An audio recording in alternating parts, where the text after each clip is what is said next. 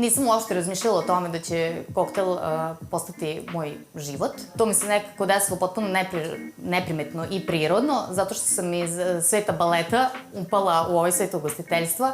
Ta dva su se nekako spojila pre svega kroz tu eleganciju izvođenja pokreta, ali ono što me najviše privuklo i zašto mi je pravljenje koktela toliko prirodno došlo, jeste to što prilikom kreiranja koktela i pravljenja pića imamo svu tu, možemo da iskažemo svu individualnost, tu je puno kreativnosti, to je opet nešto onako čime sam ja obojena, ta neka vrsta senzibiliteta koja je opet jako dobra u baru, zato što je to nešto što svaka žena u stvari može da doprinese i da napravi taj neki, da neki taj mali pečat svakom baru, po čemu će se on razlikovati i biti drugačiji.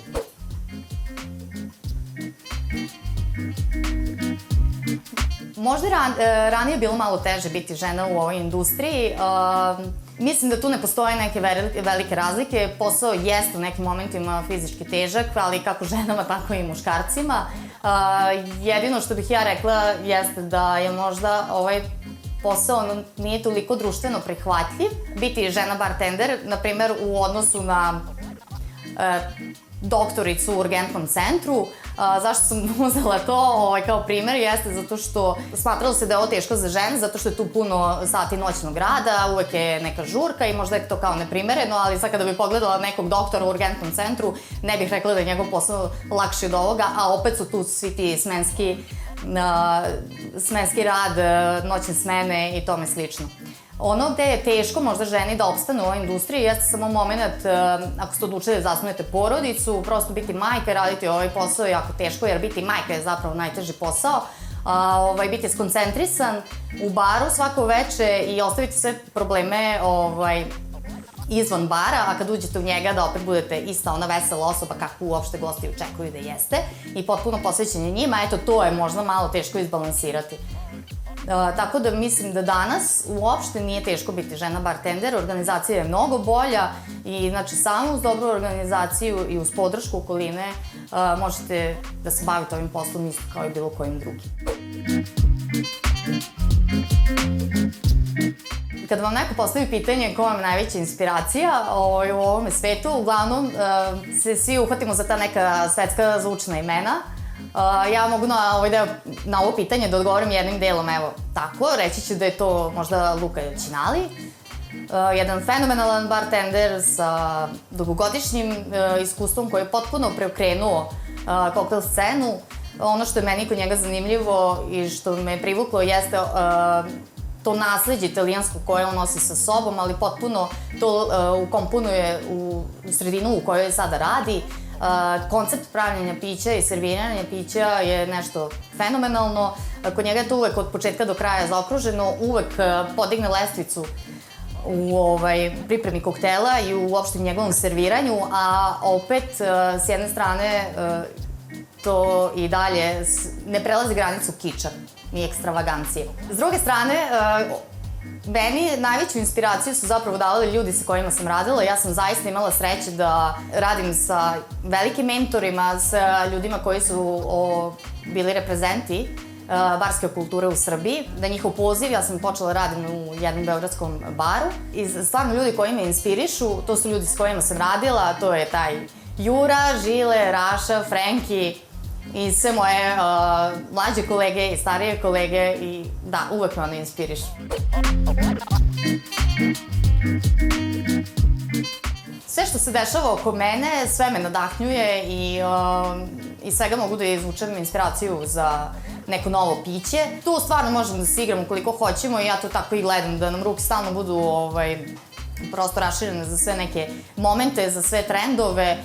Nekada je to prosto gost i neki njegov ukus, vrlo specifičan, koji stalno pokušavam da zadovoljimo, pa nikad nije dovoljno dosta i onda prosto novi kokteli negde nastaju najviše možda verovatno i u radu u samoj smeni, kroz priču sa gostima i mislim da najviše koktela je zapravo i nastalo baš tako, po upitu gosta i uopšte zadovoljavanje njegovih specifičnosti i njegovog ukusa.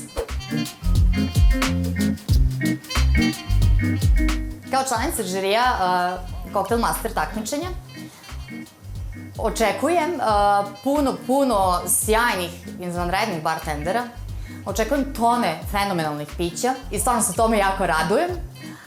A sa druge strane, više se nadam i očekujem onome što mnogo duže traje, a to su divne uspomene, jedno nesvakidašnje životno iskustvo, kako nas koji smo učestvovali u organizaciji, tako se nadam da ćemo to pružiti i takmičarima. Očekujem mnoga nova poznanstva i da se prosto učvrsti ta bartenderska zajednica u regiji u kojoj smo prošli. U ovom šovu od kandidata tražimo da pre svega poznaje sve tehnike izrade koktela. Očekujemo da bude inovativan, da bude zabavan, očekujemo jednu izvanrednu ličnost, izvanrednog jednog bartendera koji je uvek u mogućnosti da se modifikuje novim zadacima, pa recimo kao što je u praksi, kako se uvek modifikujete zahtevima različitih gostiju.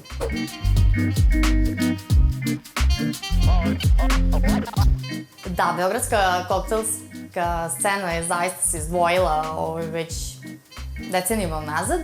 Služili smo zaista kao primer mnogim bartenderima u regionu. Međutim, bilo bi baš zanimljivo da mi kao kandidati dođu kolege s kojima sam radila. Međutim, mislim da neće doći do toga. Oni su sada nekako već svi, da kažem, veterani i uspešno vode svoje biznise.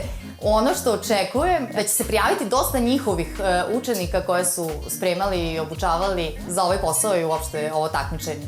To je nešto što očekujem i tome se baš radujem. Baš bih voljela da vidim koga će poslati i kako će ih spremiti.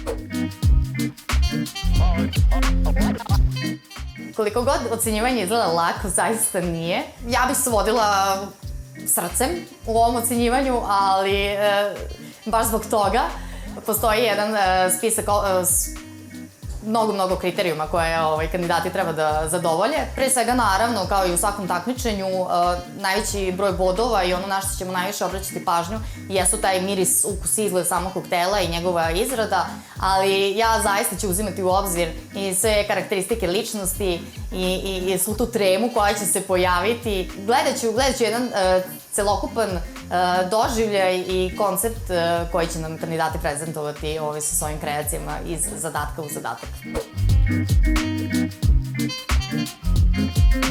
Bartending i uopšte način pripreme pića se toliko pomešao sa kuhinjom i kuhinskim tehnikama da se danas može vrlo često desiti kada uđete u neki bar, ne znate da li ste došli na večeru ili da popijete neko piće. Sve tehnike iz kuhinje sada mogu da se preslikaju i na bar, tako da ti trendovi su uopšte prisutni u svom dimu, vatri, balončićima, mehurićima, penama i tome slično. Tako da što se tiče trendova, mislim da su sve te tehnike koje bartenderi sada uspešno su savladali i naučili, pokušavaju da prenesu u jedno piće, ali sve na način, ja mislim, opet rekreiranja klasičnih koktela. Ono što je dobro jeste da zaista taj razvoj tehnologije nam je omogućio da pravimo nevjerojatan broj infuzija, tinktura i mnogih drugih načina čuvanja aroma i uopšte pravljenja, aromatizovanja, na drugačiji način aromatizovanja pića.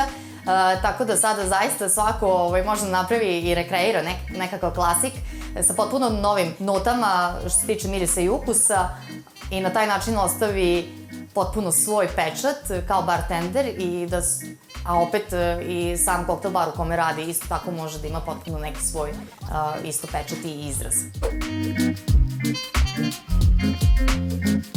Pa kandidatima bi poručila da ne odustaju, da budu maksimalno fokusirani na temu svakog zadatka, ali pre svega da ostanu svoji, da rade onako zaista kako misle i znam da je nagrada samo jedna.